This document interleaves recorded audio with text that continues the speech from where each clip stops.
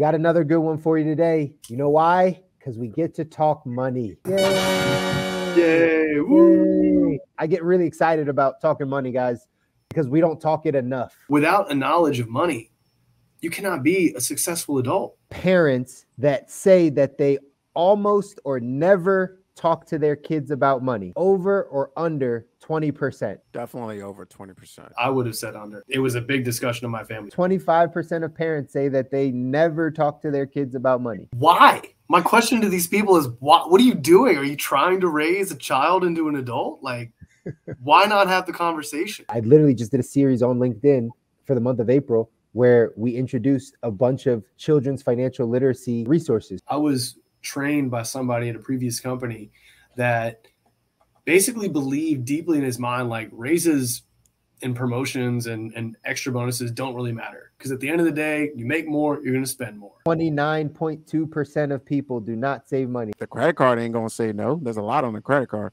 But at the end of the month, when it's time to pay off the card, and you're like, oh, what? We spent how much on what? What? The retiree community, the pre-retiree community, really freaking out right now. This is why it's important, guys, to work with somebody that knows what they're talking about and to work with them consistently enough to get you where you want to go.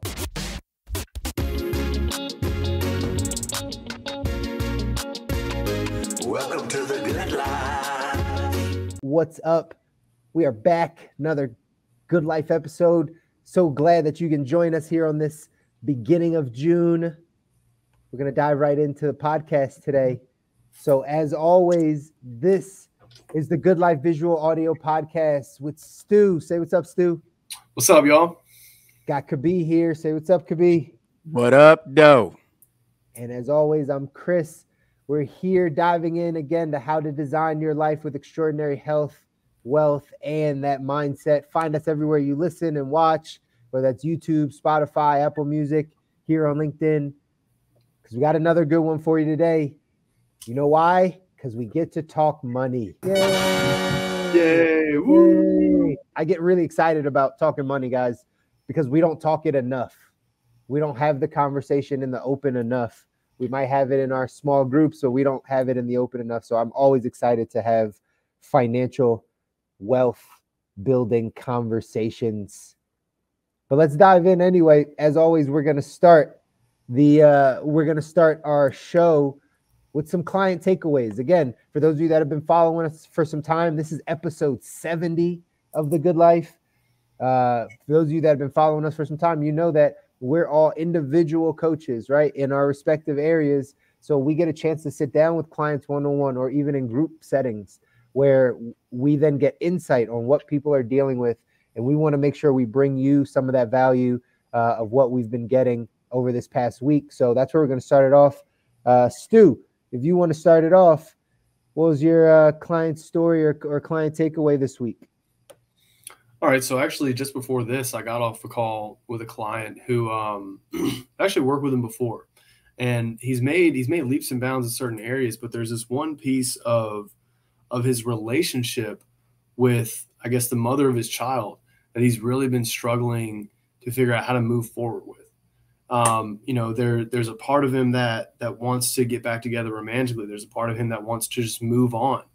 And really, part of my job is reflecting back patterns and introducing just the raw honesty of like, these are the things that you're stating and you're repeating, and these are the contradictions that you're making.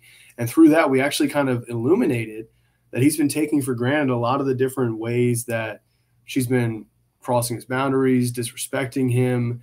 And he's been noticing these things for such a long time. But the question is, and he even asked this to himself, why does he continue to deal with this? I've actually dealt with this before with executive clients. Why do they continue to deal with certain people that are undermining their authority and management or not carrying their weight? And the whole team then looks at the boss to do something about it, but the boss protects them. And in this situation, my client was still justifying and protecting her. So the question is, how are you able to measure when enough is enough with a certain person?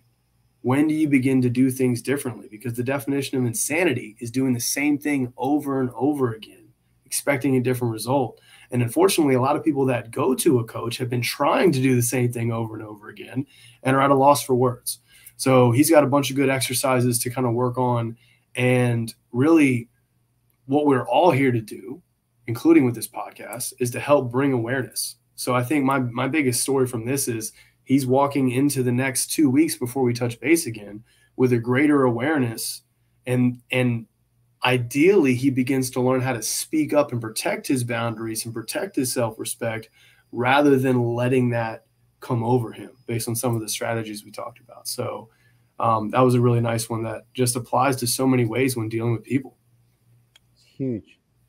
Huge. I love it, man. Go ahead, Kobi.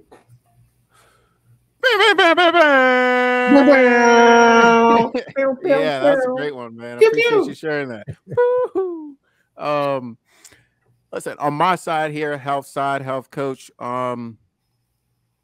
as one thing that's come up, a theme that I've noticed this week is the idea of being intentional with goals that you're setting when it comes to your health. And that intentionality helps provide clarity around kind of the things that you consume. Let me give an example. Whether you're prioritizing for aesthetics, performance, vitality, longevity in your life matters as to the steps that you're going to take. And it also helps you when you see different content, whether it be on TV, Instagram, YouTube, newspaper, magazines, etc. You can better distinguish whether this is for me or this is not for me. Let me give you an example. If you're optimizing for performance and you see an aesthetic-based content being put out on Instagram, that's probably not for you because those are two very different things. You see an individual that looks cut up and shred up and you say, hi, listen, I want to be like that, when you're really pushing for performance, you're going to get thrown off track. Now, I know this for myself, even as a coach, is oftentimes I look at things, I get distracted, like, man, I could do that. Let me try to do that. When you're on a 12-week plan or to improve a particular aspect of your health, you got to decide.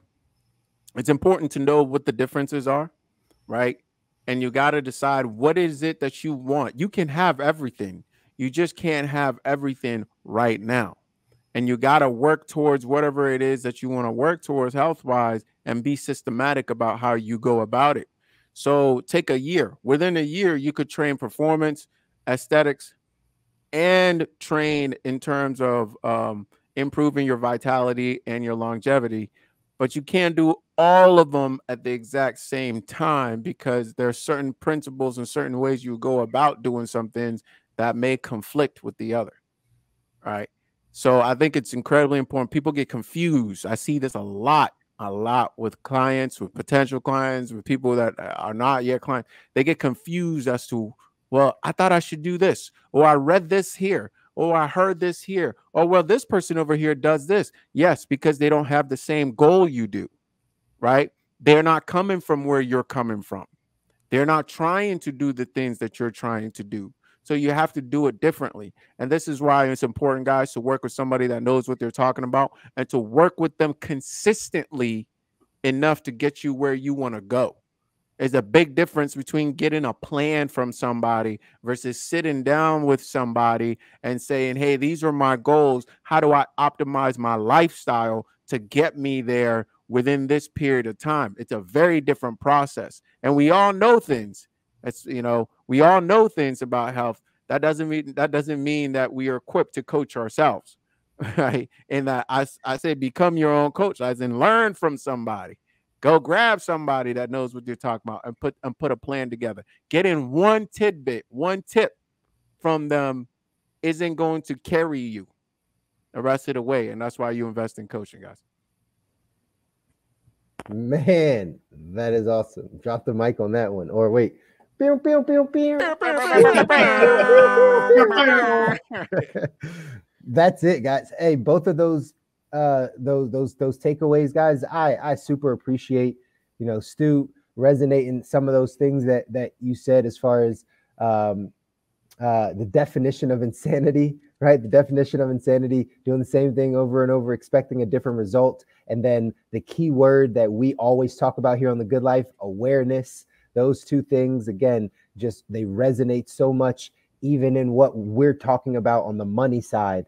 Same thing could be, again, a lot of people don't know, or maybe people are starting to catch on that like health and wealth are so intertwined, right? How you look at your health, how you build your wealth, how you look at your financial life, how you look at your health journey, all those things are so intertwined. Some of the same principles and keys that you would do in your health life or in your health journey, you would do in your financial life, or you should apply in your financial life.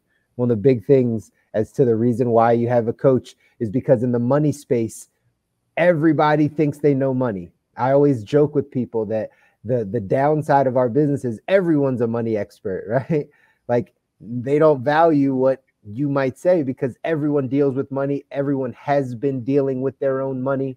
So they're their own expert when it comes to money. Yet, if you look at it, most people aren't happy where they are financially.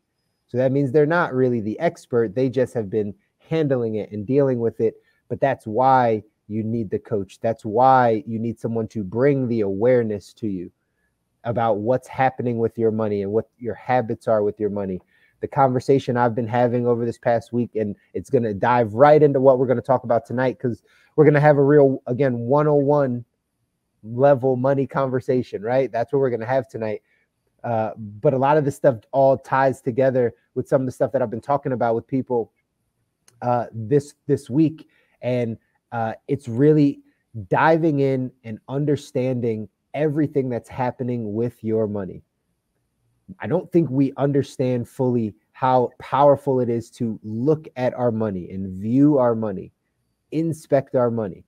This is what we have to start to really put in place in order for us to get to where we want to go financially. This is a conversation I've been having with people over the past week, just about being aware that the stock market is slipping. People's cryptocurrency portfolios are slipping, but they stop looking at them, right? They stop looking at them. They can't handle it emotionally to look at these things, but you've got to continue to look at your money. It's the only way that we get better, having that awareness around it, and then starting to do new things, taking in new perspectives, getting a coach, getting somebody to guide you through your financial journey, not your uncle, right? Not the rich person in your family, right? Just because they all had a different path, just like could be said with their health. They might start at a different place. So the information that they give you may not pertain to you. And because they're not a professional in it, they're just giving off of their experience. And you might not be there. It might not be something that you can actually apply right now. So that's why finding a coach, finding someone to guide you down the path that you trust is so incredibly important, so that you can get your financial life in order. So I appreciate you guys on those client takeaways. Yeah, thank you for yours, man. I think the themes of awareness and intention really do apply to all of us, because the reason why you go to a coach versus a consultant is because you're trying to have somebody cultivate your own decisions of how you want to spend your money, how you want to take care of your body, what you want to do with your life. It's different for everybody. Just because you got that rich uncle or somebody down the street with a six-pack, they may want to live a completely different lifestyle. You know, the consultant's advice from one person to the next has to change if they're not going to take into consideration how somebody wants to live a different lifestyle. Then what's the point? It's not going to fit for you. So we're here to help cultivate what you want to do and how you want to make your life different. So good. I think that's a great time to segue and pause and let everybody know that we have our mid-year event coming up. It's coming up July 24th. We're solidifying all of it. It's a virtual event. We held our first one early in the year, and now we're coming back to give you guys even more, because again, this is the type of stuff that we want to do with you in an intimate setting, in a group setting, even in a one-on-one setting, where you can get all of the information you need around health, around wealth building, around your mindset and your personal relationships and those things, so that you can get to the good life, so that you can design the life that you want. And so down there scrolling, you guys see it. Feel free to register and sign up for that event. There's a bit.ly link down there, bit.ly/TGL mid-year. It's our mid-year event. So bit.ly/TGL mid-year. You can sign up. I think we're doing a raffle. I don't remember the details, but stay tuned. We'll let you guys know. Do you guys remember the details of the raffle? Yes, no. The details of the raffle is if you sign up early, you will potentially win something. There we go. You're going to get into a raffle if you sign up early, and we'll let you know all those dates. But we just want to throw it out there because we want you to spread the word, spread the message, join us. If you were there for the first one, you know how awesome it was and how much value you got out of it. So we're going to make this one 10 times better so you can walk away with all the keys that you need to design that life. So on to the show, guys, like the meat of the show. I told you we're going to have a money conversation. I get super fired up for money conversations.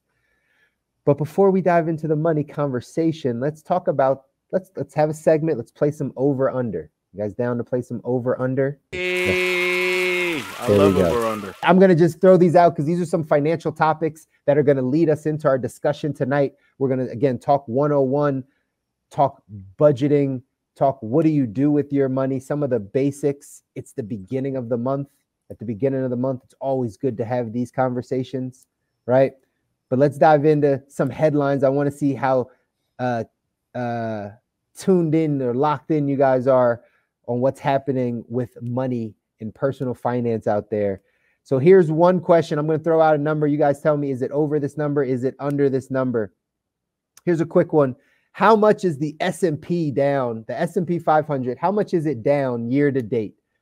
Is it over or under 10%? What do you think? The S&P 500, how much is it down year to date, over or under 10%? You know, that's a great question. I'm going to go with noise on this one because, you know, get into the right places, stick there, have your exit plan, and be your own bank. It don't matter. Play the game, Kobi. The game fine. is not news or noise. It is 10% S&P 500. Correct, sir. Let's go over. Over. Stu, what do you say? Over or under 10% that the S&P is down year to date? You're muted, brother. You are muted. So, well, look at that. So I'm thinking over for two reasons. One, inflation's at 15. There's all kind. No, I actually said over. I was muted. I beat it too, but no one knows now unless they were reading my lips. So here's the thing. I'm saying over because one, inflation is I think at about 15% now, and two, there's so much noise about this. It actually seems almost as loud as getting close to like the whole 2008 crash and everything. Absolutely. You're both correct. It's actually just slightly over. It's down 12%, right? So down 12%, not 10, but 12.3 or something like that. But either way, it is a bunch. Burning. I know, right? It's a bunch of noise. It can be news for some people. Not trying to be insensitive to those of you that are losing money. Like I said, the retiree community, the pre-retiree community, really freaking out right now. Not a great feeling. You can always reach out to your trusted financial coach, financial planner to help you through. I would not always reach out to your financial advisor. I know that's a controversial thing to say, but their job is to keep you in the market because that's how they make their money. And they're going to tell you that it's all good. That's what they're going to keep telling you. So you might want to get a second or third opinion if you're freaking out. But either way, it's a bunch of noise because just like Kobi said, if you have the right strategies, if we're not talking like you're about to get off the roller coaster, you're at the end of the line. If you're just in the midst of things, well, guess what? We're going to have ups and downs in your investment life, ladies and gentlemen. That's just the way it goes. You're going to have ups and downs. The question is, were you prepared? Do you have some of the other basics that we're going to talk about today in place so you don't feel the losses or realize the losses? You can just go in and start buying low, just like you're supposed to. So it is down 12% though, just so everyone knows. Okay, another over under.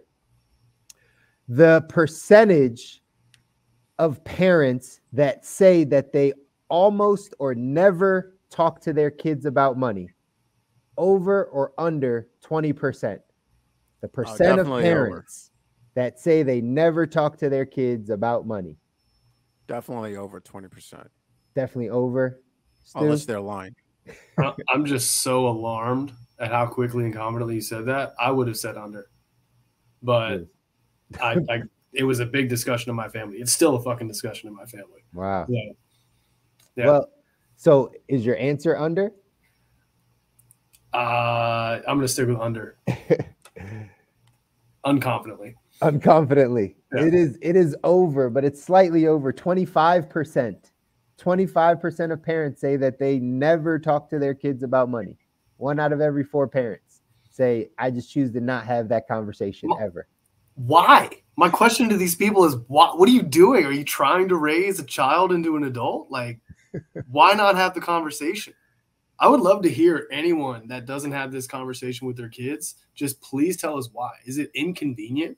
These are vitally important things in our society.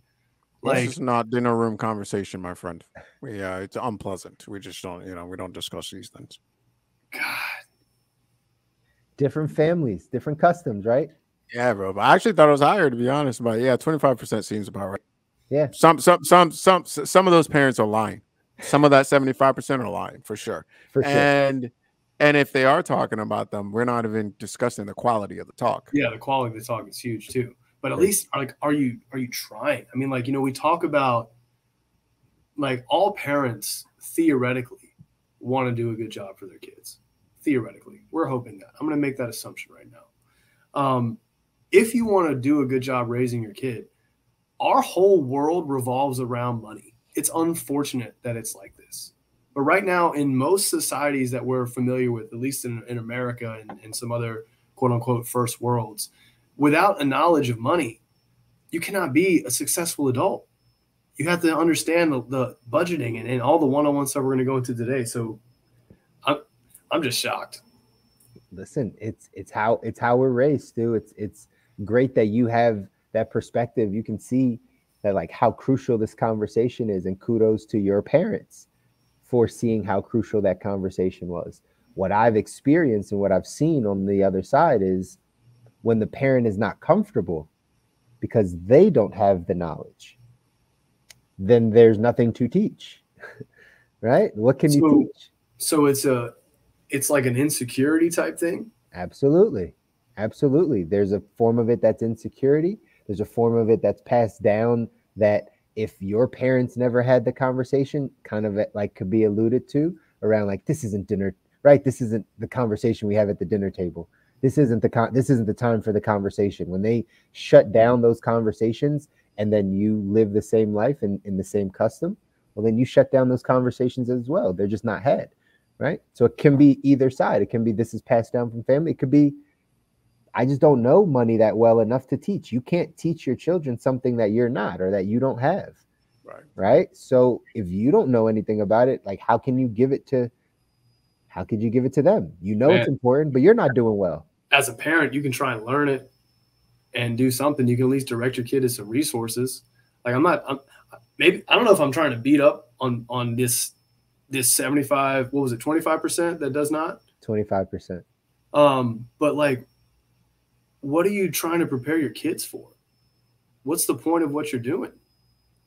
Or, I mean, I'm sure there's a lot of other stuff that you might be doing well, but, like, at least get them aware that they need to be aware of it. You may not have to designate yourself as this guru. Yeah. But man, it's vital.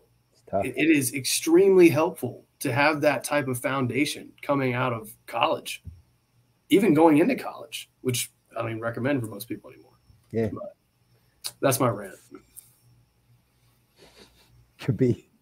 Yeah, bro. I don't know what to tell you. I don't think, I hear you, agree, but,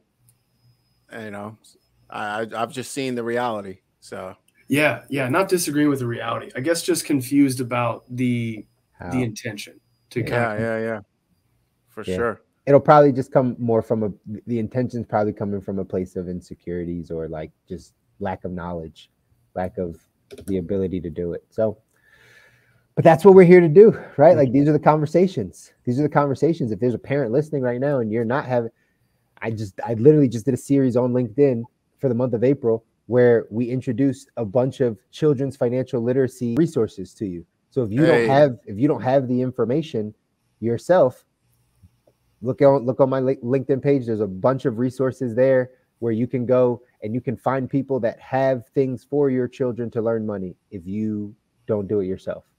I will recommend the parents, you should sit down and learn some of this stuff too. It's probably going to suit you well. So yeah, dude, I love that. That's an awesome resource, Chris. Absolutely. We have Let's get it, Himbo. Let's get it. Let's get it. All right. So that was 2 down on over under. Here's another one. Percent of people that do not save money. The percent of people that do not save money, over or under 40%. Over or under 40%. That do easy over for me. The over. That do not save money. Correct. Let's go with the under on this one. Ooh, very intuitive, sir. It is under. 29.2% of people do not save money. So almost 30%. Almost 3 out of 10 people that you know are not actively saving money. Gosh, I'm good at this game. Yeah, I'm like 1 in 3. 1 out of 3 right now. It's good. You know people. That is good. You know, the sample size of people that I know, I don't know, man. It seems like it's a lot higher than that as far as people that do not save.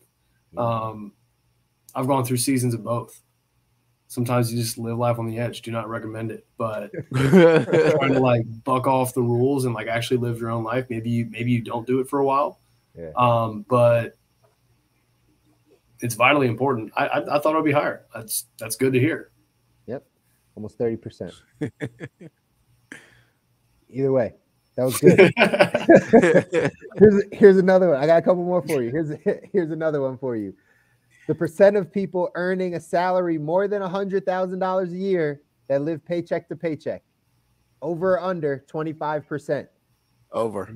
Percent of people earning a salary more than $100,000 a year that live paycheck to paycheck. Over. Under 25. No question. Said over.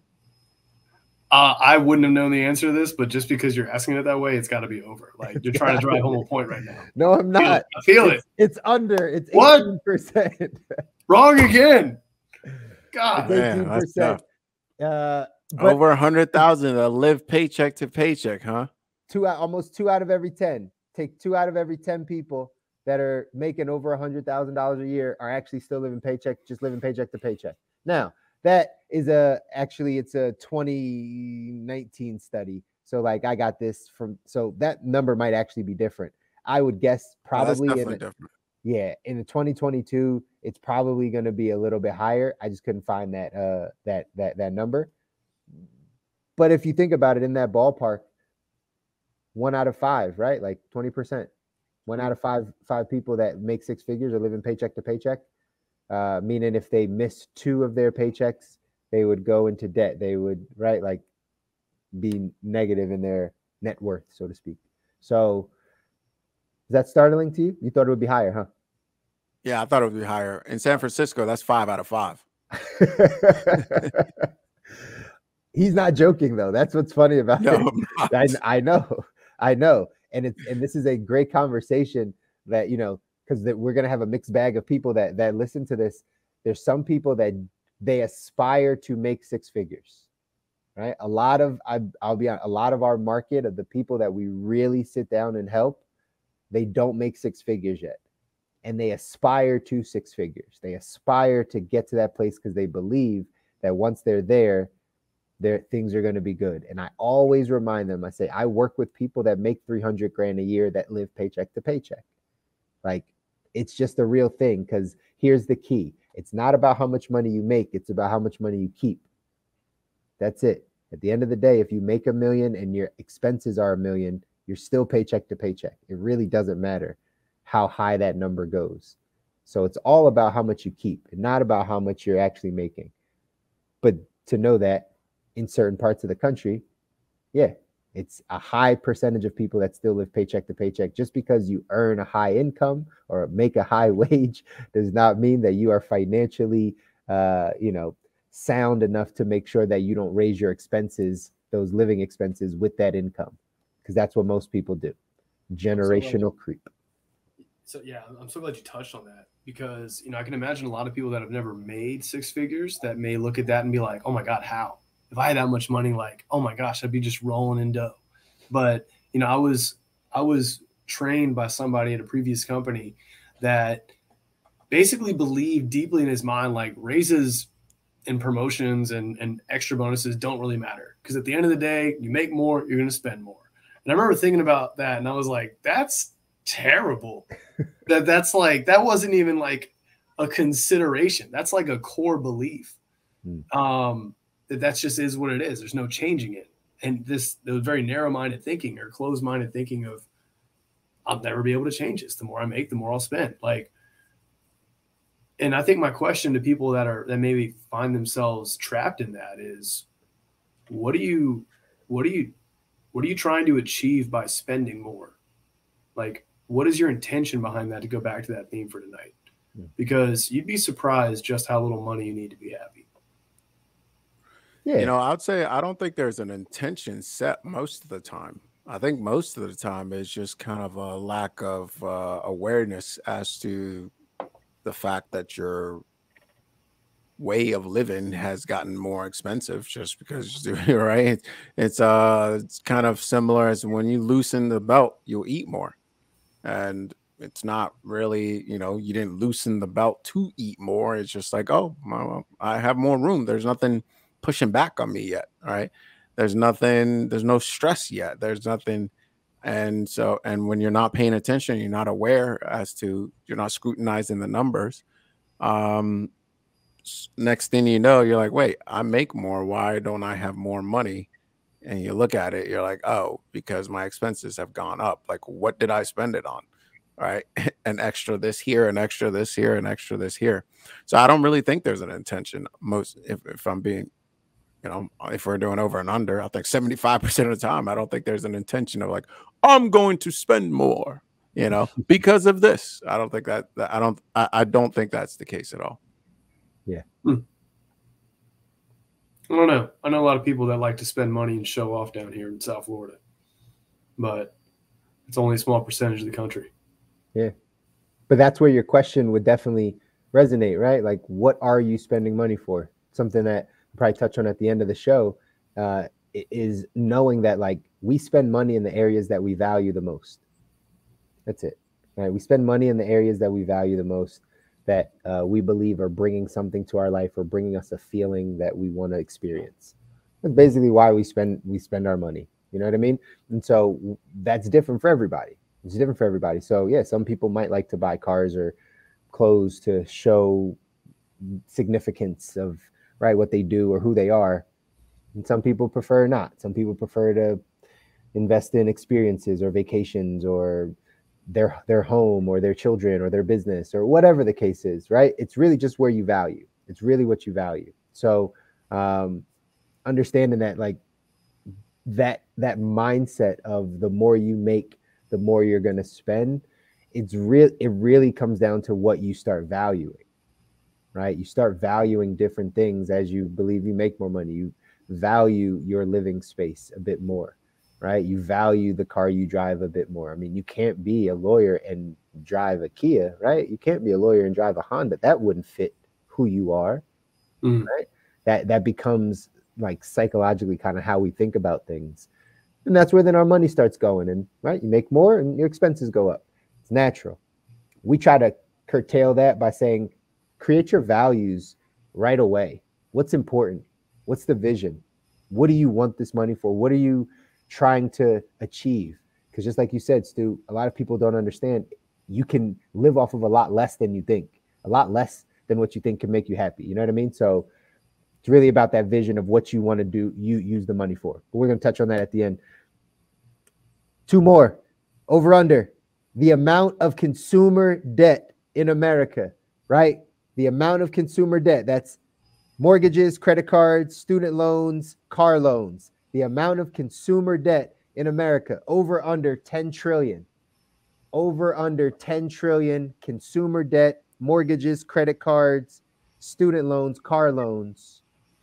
total. What year? What year? 2020. This is a 2021 survey. 2021 survey. Okay.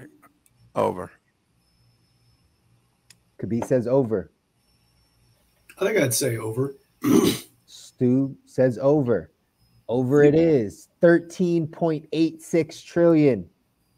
13, almost $14 trillion in consumer debt. 2021 survey. Mortgages, credit cards, student loans, car loans. You look at a mortgage, like if a, you know, I feel like most, actually, I'm really curious about this. I don't know what percentage of adults have a mortgage, but right there, you're looking at six figures. You got 300 million people in the States times 100,000 just for a mortgage. I mean, you're already barking at that real quick. So, yeah, we're a nation full of debt. It's coming to a head. We talked about it a couple episodes ago, right? A couple episodes ago, we talked about where the economy's at and what's about to happen. That debt's not just going to go away, ladies and gentlemen. Our country is 27 trillion in debt. Half of that debt is we have consumer debt. That's half of that, and we're not making any more money. Fun times. Fun times. It's not scary at all. Not even a little bit. Not a bit. Not a bit. Not Good a bit. to go. Good to go. But the thing is, that's not going to stop. And that fundamental understanding, for me, when I had that fundamental shift and knowing beyond a shadow of a doubt that that's not going to stop, it changed how I looked at things. How so? Because if you know that to be the case, now you can backtrack as to different political decisions, different different how to invest, right? What to do with money. I mean, it's a huge shift. Yeah. I mean, and not just is it not going to stop, it cannot stop. Because if you look deep into that debt, if it stops, everything collapses. If it stops rolling in that direction, everything collapses. And I'm not going to go too deep in here. I'm not an economist, but I know enough to know. I know enough to know that if that snowball stops, everything stops. Just look at the look at the real estate market in and of itself. Just that alone. So anyway, I think that to me informs how I look at a lot of major things that are occurring, right? So how is this thing continuing to roll, yet we have 370 billion to give to this person and 800 million to give to this person and 500 billion? Like the US is Oprah, but broke Oprah. You know what I mean? It makes no sense because that hasn't stopped. The continuous handing out of money hasn't stopped yet, and the debt isn't stopping. And so, I mean, none of it makes any sense. And the quote unquote the investments that are supposed to be saving us in the stock market, none of it is correlated. So it's all disjointed. So when I look at all that, I'm like, listen, I'm not going deep into the economics here, but like, doesn't make sense. None of it makes sense. And that leads perfectly into kind of what we're talking about, why you need to build your financial foundation. When the whole thing looks like it's about to collapse, you have to build your moat around you. You have to build your little bubble to make sure you and your family are good. And that might not come in all of the investments and all the things that are out there. It might just come in you saying, I have a financial plan that I understand. I have cash. I have some monies that might be growing in investments, but most importantly, I have something to generate me cash as well. My cash flow is good. I have some assets. You start to put your moat around you so that if the whole thing comes tumbling down, you can still survive. You can still survive. And that's the stuff that we're talking about tonight when it comes down to, again, this money 101, this financial foundation. Like You guys know, if you've been following the show a bunch, that you know I believe in this kind of levels of money. Money 101 to 202, 303. Most people try to have 202 and 303 level strategies, right? We try to talk about the investing in, the offshore accounts, or right, that's the 303 stuff, or the tax savings and all these different types of loopholes and things, when really we got to look at some of the basic things. One of the most basic parts of your financial life, ladies and gentlemen, is what comes in and what goes out, also known as your cash flow, right? What comes in, what goes out, your income and your expenses. Because it's the beginning of the month, and those of you that are listening, right, tonight, the first of the month, by the time you hear it on the podcast, right, it'll be a couple days into the month, but we're at the beginning of a month. Anytime we're at the beginning of the month, it's kind of like a reset. You can look back on the previous month, whether you're in business and you're calculating your P&L, your expenses, your profit and loss statement, or whether it's your personal finances, where you can look back and see what happened in the month of May. Do a look back and say, where did that money go?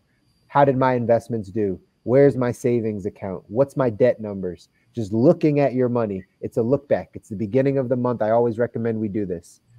So here's a couple basic things that we're going to talk about that's going to kind of dive into how you start to build that financial foundation and really start to, again, create that covering for yourself in case everything kind of goes to nothing. So budgeting. Many of us hear that word budgeting. Some of us don't even like that word budgeting. But all budgeting is a spending plan, right? It's just having a spending plan, understanding where your money is going. You've heard me say it a bunch of times, ladies and gentlemen, you have to inspect what you expect. So if you expect to have money left over at the end of the month, if you expect to have money to invest, then you have to inspect your money all the time. You have to inspect it constantly. You have to see what's happening with it. And so at the beginning of the month, what I always recommend is, first things first, go back in and track your money. A lot of times we don't know our money as well as we think we do. We have a ballpark understanding of where our money goes. Many of us know what we call our fixed expenses very well. You know your mortgage. You know what rent is. You know what your car insurance is. You know what your cell phone bill is. You know what your credit card payment or your student loan payment, or right, your Ubers. You know basic things that are the major bills. But when it comes to tracking your money and really getting good with the money that's coming in and going out, you got to look at your variable expenses. That's the place that many times we don't think about. And again, guys, this is simple. This is money 101. Some of you, this like, yeah, I got it, right? I understand how to look at my money. Like, I got it. But some people don't. Some people just know ballpark numbers about their money. But if you ask them, how much specifically did you spend last month on Amazon? You don't actually know.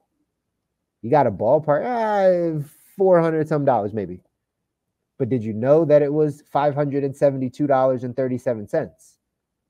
That's the difference between, right, having your money where it's at and then kind of getting it to where you want it to be. You got to know specifics. You got to inspect the money. So go back in, track your money, track the variable expenses, the things that fluctuate every month, the Amazons, right? The miscellaneous Target, Walmart, those types of places that we have to spend money to get things. The dining out part. How many times are we going out to eat? And again, this is not meant to be like, oh, don't drink your Starbucks. I'm not one of those, right? Like saving $5 a week is not going to build your wealth. But knowing how much went to Starbucks last month is important. That's the difference. It's not about necessarily cutting it out. It's about saying, well, do you know how much went there? Was it 60? Was it 160? Was it $360? Like, how much was it? And then knowing that number. When you start tracking your variable expenses, you start to see your habits.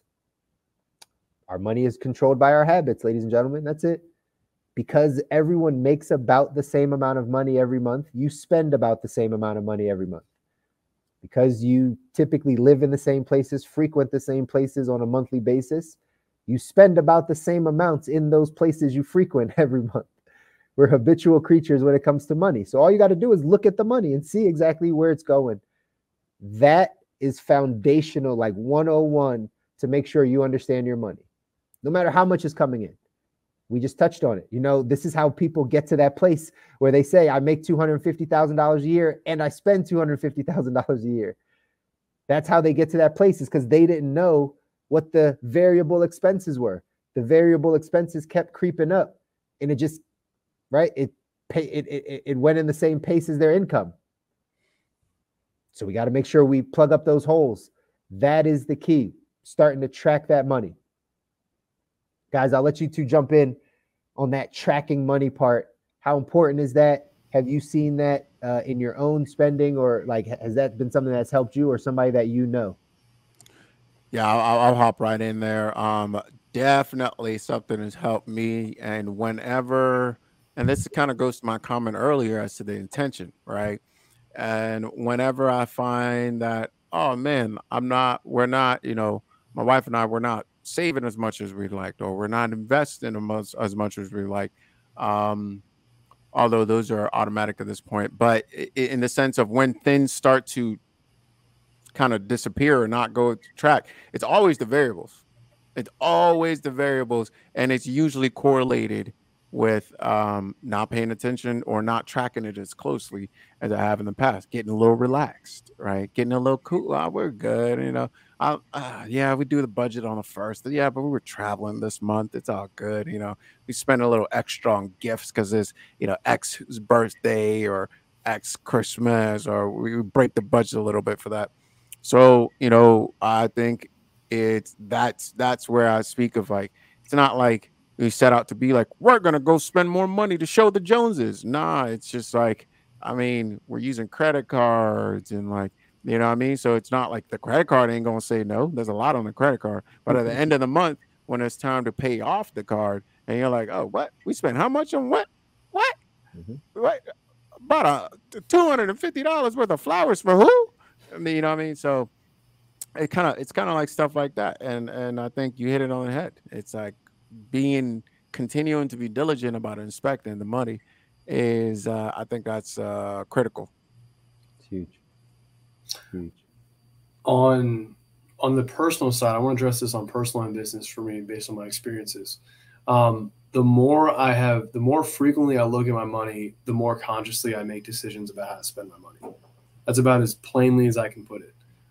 What's always interesting is every time I hear you talk, Chris, I'm motivated to inspect more, like to get further down into the weeds, which can only really help me, especially on a small business budget. On the business side of things, actively going in on like a weekly basis and just diving through income and expenses, it is the most informative and just relaxing thing you can do. When you first start, it's kind of gross. Mm-hmm. You really don't want to look at it. You've been avoiding it for a while. It's just baggage. Like, I don't really want to know what's going on in the hood. But then you start to realize, like, man, I spent this much on this type of marketing, but how much did I actually get from that? And that's when you start to make really, really powerful decisions as a business owner. So I think, however you want to look at this, personal or business, you got at least two testimonials, and it sounds like Chris is the third, where the more you look at it, the smarter choices you're going to make. Right. And it sucks to start that habit. It's not fun, but it's really, really worth it. So I think that's probably just my 2 cents right there. That's huge, man. That's huge. And I appreciate both of those insights. And it's true. I'm glad you brought the business side in, Stu, because I always tell people, if you can't run your own personal financial life, you're not going to be able to run your businesses. It's all the same habits. It's all the same types of things. And exactly what you said, when you start to inspect your expenses on the business side, you start to make better business decisions. I paid $700 last month on this marketing thing, but I didn't get any leads. Man, I've been doing this for 3 months and I haven't gotten any. Could I spend that $700 somewhere else? Could it go to this instead? Maybe I do that only by inspecting, only by paying attention to what's happening. Same thing on the personal side. When you start seeing, like, man, I'm spending a bunch on Amazon. Like, there's really a lot going to this. Can I move some of this back? Like, can I save $400, $500 here? Like, I don't have to cut it completely out, but can I make a better choice? Is there an easier way? Should I get a credit card to, like, you know, this is a 202 level stuff, right? Should I get a credit card that gives me Amazon cashback rewards, right? So I just, if I am going to spend it, at least I get something back. There's all types of ways to then play around to make sure that you are doing the right things in your financial life once you inspect it. So that's a huge point, again, for that foundational part. After you're tracking your money and you do that look back, then we start doing the forward look and say, okay, let's put a spending plan in for all those variable things. You dive in and you start to see month after month, you're spending a bit more in an area than you would like. Well, just like dieting or dealing in your health, right? Where you're not going to completely cut it out. It's not just going to go wipe it all away tomorrow. We have to slowly kind of take it away and taper it away. So if you know you're spending $800 a month in a certain area, maybe you say, you know what, I'm only going to do $600 this month. That extra $200 is going to go towards me knocking out some debt or going into more saving and investing. But that extra $200 that I found from my own spending, now I can put it into a better place, and I'm keeping myself on a budget, so to speak. Then we start to track that money moving forward. If you know $600 in that category is your budget, so to speak, then every week or 2 weeks, look at your bank account, see, are you under your budget? If you do it every 2 weeks, it means you should have less than $300 that you've spent in that area if 600 was the budget. So just check, make sure you're on pace. If you're not on pace, cut yourself off a little bit more on the second half of the month. But regardless, the reason we're doing this is to take that extra money and put it in a place that's going to get us more secure. The reason we go on a budget or put ourselves on a spending plan is so we can take the discretionary money and put it into the places that will make us more secure and or, right, continue to kind of add towards the things that we find value in. That's it. That's why we do this process. So again, that's the foundational thing of, if you haven't budgeted, if you don't like the word budget, if you just don't really think about it, or it's some baggage that's set aside, start by just looking at last month, tracking your money, making sure that you understand what is going where from a business standpoint and a personal standpoint. Once you have good numbers that you know this is about what you spend, if you're not happy with it in a certain area, cut it down a bit. Cut it down 20%, cut it down 30%, and then let that be your marker that you start to track on a weekly or bi-weekly basis. Take that extra money, that discretionary monies, and put it into the places that are then going to secure you. Short-term savings, mid-term or long-term investments, and paying off any debts. That's the key. Questions on that, guys? It's pretty straightforward, yeah? I think a takeaway rather than a question. Yeah. You know, I did a workshop on time management last night. And for anybody that's avoiding this, perhaps scheduling time in either your day or week in the calendar to sit down and do this. Perhaps that is a way you can cultivate this habit. As you were talking about that, Chris, that's something that I'm actually going to go into further detail on and kind of break out time on a weekly, daily basis for personal and business finance review, more so than what I've been doing. So thank you. You're welcome, man. And I encourage everyone to do exactly what Stu said. It's the number one thing I tell people. You've got to schedule this in. Anything that you value, you've got to schedule in time to do it. All this takes is an hour to 2 hours on a bi-weekly or monthly basis, depending on how much you really want to dive in. You should be looking at your bank and your investments and your savings and things on a daily basis, but you don't have to dive in as much. But to dive in and do this type of stuff on a weekly, bi-weekly or basis, that's what you're going to want to be able to do. And set that time aside. Take the hour or 2 hours just to dive in. It's going to bless your life. I promise. Go ahead, Kobi. Yeah, I was going to say, woohoo. I was going to say, you know, for me, a takeaway is just a reminder to tighten up, you know. That's really it is. I have a few things, you know, these things in place. There is this thing on my calendar. You know, sometimes, you know, there's two involved. You know, we can't both get to the table right now, so we'll just do it later, right? You know, so it's kind of a little bit of that as well. But just to tighten up, especially we got things coming up, got a move coming up, a few other things coming up. It's time to really tighten a few things up, and because there's more juice to be squeezed, if you will. There's more juice to be squeezed, and just because the house isn't on fire doesn't mean that there isn't improvement to be made. That's right. That's right. Noah built an ark. Didn't rain for 40 years. Right? I thought it was 40 days. I thought it Was it 40 years for him to build the It ark. rained for 40 days. Yeah, it rained for 40. It took him 40 to build the ark. Oh my goodness. Yeah. Wow. You are absolutely right. I don't know what I was thinking, man. Yeah. So too many 40s. Too many 40s. Too many 40s. Hey. To the head. Anyway. Yeah. So that is Come on, brother Ferris. I know, right? Come on, brother Ben.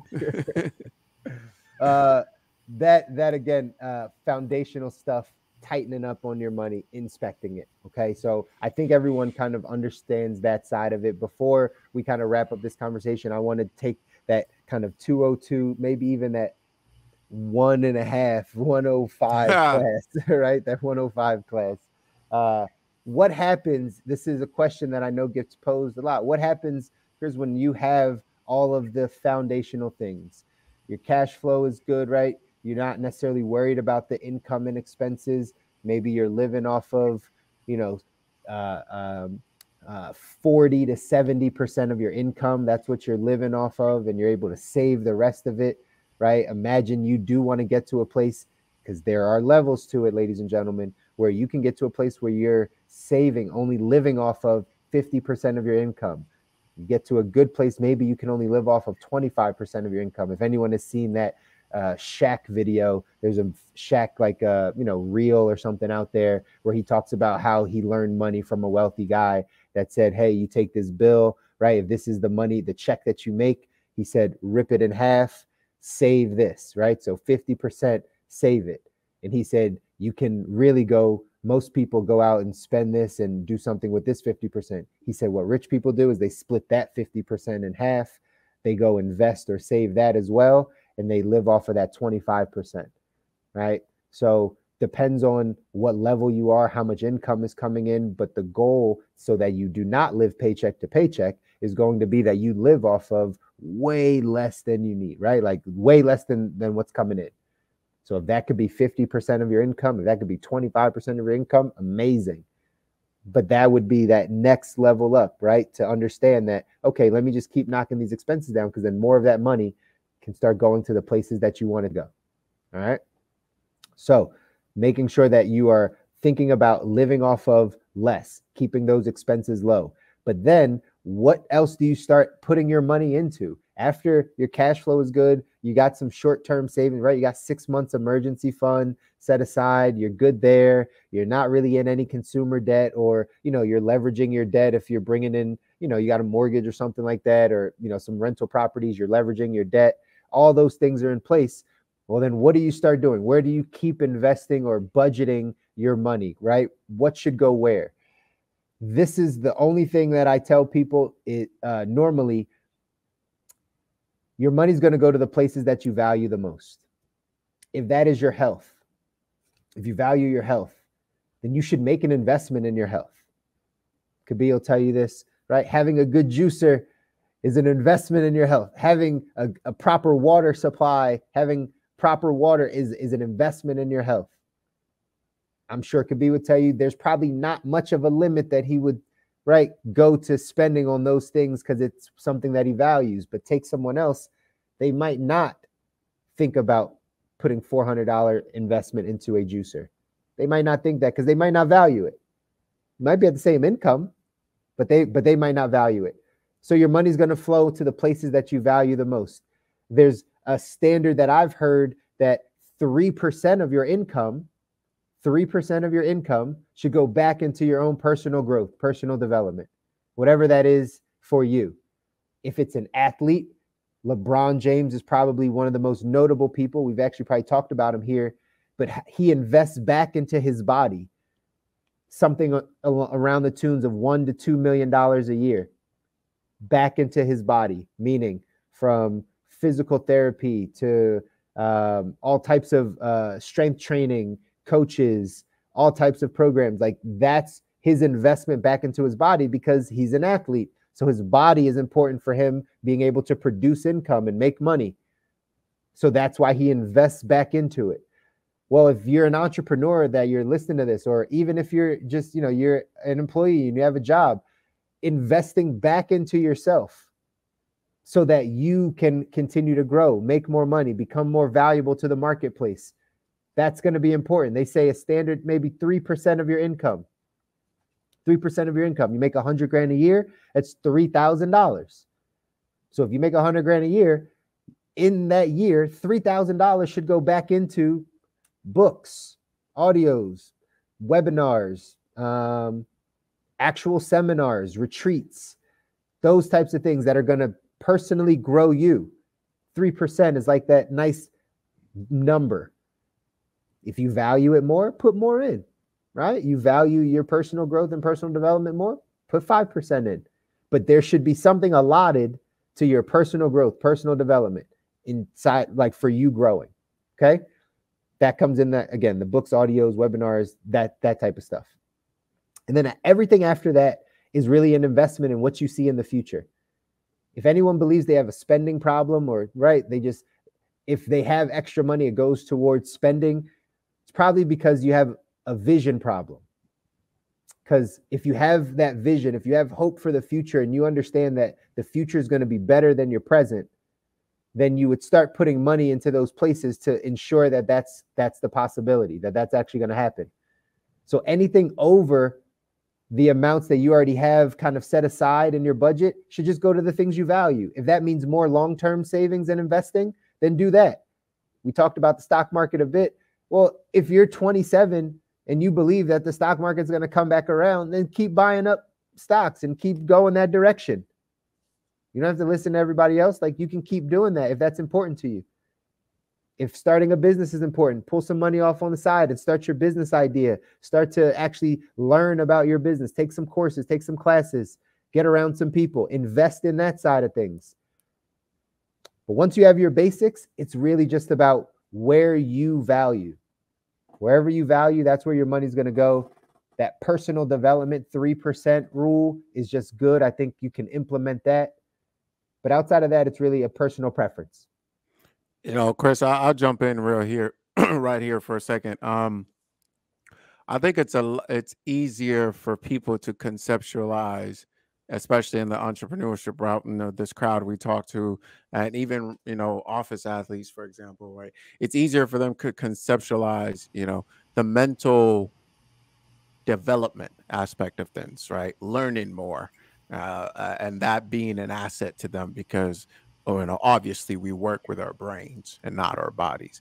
And I used to be like that, right? You guys know I read a lot. I'm a prolific reader. Right? I read a lot. I was literally known for that, right? And I go to a lot of seminars, a lot of conferences. I really do invest in that aspect of myself. So don't think I'm poo-pooing that in any way, shape, or form. I think you should. When we say personal development stuff, first and foremost, I think there's a limit. I think there's a cup, and we fill it to the brim. And at some point, it's really about execution, not about development, right? And I think I see a lot of people who fall into that path of like they're developing, but what are you developing? You're not doing anything with all the stuff that you're developing, right? And I'll say that people undervalue their bodies. They're undervalued. That LeBron James is not the only person that should be spending money on upkeep on their physical body. The physical body and the mind, as we know, guys, they are very intertwined. And your ability to produce is not just what you know up here in this cage. Your ability to produce is also tied directly and probably more tied to your energy, right? We've all heard about sick days, right? Okay, so there's sick days for a reason, because when you are sick, you cannot go to work and produce for most of us. For most office athletes, when you are sick, you either cannot go to work, or when you go to work, you're not going to be able to produce at the level that you need to produce at. And that happens. And there's plenty of people that are going to work that are underproducing because their bodies are falling apart. Okay. So I would say, listen, if you want to take that 3%, I'll take half of that and put it into your body. I would take half of that and put it into your body. Because what happens is we look around and we say, what? Spend how much for what? Right? And when I talk to so many people who buck at the idea of spending a couple $100s on their body, that's insane to me. That is insane to me, right? Because when your body falls apart, when it's too late, we'll write any check to get it back, right? That makes no financial sense. That we wait for our bodies to fall apart and then we'll write any check. Why? Because we have insurance and insurance will take care of it. Not always, guys. And in fact, the things that they take care of, that's a whole nother conversation. They ain't taking care of the things that will actually bring you back. They're taking care of the things that will maintain a status quo of sickness. Right? That we should understand that. So I think it's incredibly important. I think it is a terrible financial decision to not invest in your body. It is a horrible, horrible financial decision not to invest in your body until it is too late. And that is often what I see, because the system as we know it, the healthcare system, is really a sick care system. It's set up to maintain sickness. And that is what insurance does. Insurance feeds that. So we rely on insurance. And because the average person isn't as perhaps as aware of this factor, and they wait for our bodies to completely fall apart before we start to care for it, it's horrible. And I see this all the time. Guys, I would encourage you. Your body is a vehicle. You need, this is not a want. This is not, oh, I want a six-pack. Forget all that noise. This is not, I want a six-pack to look good at the beach. This is, it's my physical body isn't operating like I need to operate on. Forget all that money you want to make. Forget all those dreams you have. Because in those dreams, you are healthy. When you dream, when you cook up and write goals, are you sick? Are you in a wheelchair? No, you're perfectly healthy running down the beach, holding the hands of your loved one who is also healthy. How do you think you get there? You don't get there by beating up your body 24/7 and expect that, oh, I'll make enough money to have the system take care of me. Guys, that is the dumbest thing. It is the biggest misconception we have going on right now, and we've got to stop. We really got to stop. You can't beat up your body for 20 years and expect that all will be well when you're 45, 55, 65. Now you're going to start enjoying the money? That is foolishness. That is utter foolishness. You got to invest now, because the money you chasing works. Your health, one, is more important, and it works exactly the same. If you're not making daily deposits today, there's going to be nothing to withdraw when you want to withdraw. It's going to be too late. So I want to plead to you, invest in your health. Make that a budget item. And insurance doesn't count. If you can find a way to have your insurance pay for the things that insurance doesn't pay for, and I talk to my clients about this all the time. Build yourself a medical team. Your primary care doctor is not that person. They're a part of your team. They're not your entire team. And how many times do you even go to see that dude or that lady? Oh, when things don't go well? Come on, guys. We're playing a dangerous game. We're playing a very dangerous game right now. I'll pause right there because we're over time. But guys, this is horrible. It's horrible. It's extremely upsetting. I see it all the time. I talk to folks who don't understand that LeBron James is not athletes are not the only people that make money off of their body. If you don't have a body, what some of us have this imaginary, like, well, at least my brain can get it done. Are you serious? Your brain's just gonna float and you're gonna get your work done? That is utter stupidity. Stop the garbage. Stop the nonsense. Invest in your health. Whew, I'm stirred up. Me too, man. That's a great way to end it off. And I second everything you just said. 1000%. It's true. 1000%. It's true. I'll give you all an example. My lower back's hurting right now. You know how tough it is to pay attention and provide when you got pain in your body. That's just one small example. There's a million more. Kobi, thank you for the intensity, bro. You got a way of like just emotionally awakening a lot of different people. But hey, guys, that's what we do here. Awareness, right? That's what we do here at The Good Life. So that's it for us today. If you like what you heard, subscribe, smash that like button. Tune in next Monday for another good one, and share this with someone that would love or hate this episode, because all press is good press. We got some people going viral. All press is good press, y'all. Until next time, keep living the good life, and we're out. Peace. Welcome to the good life.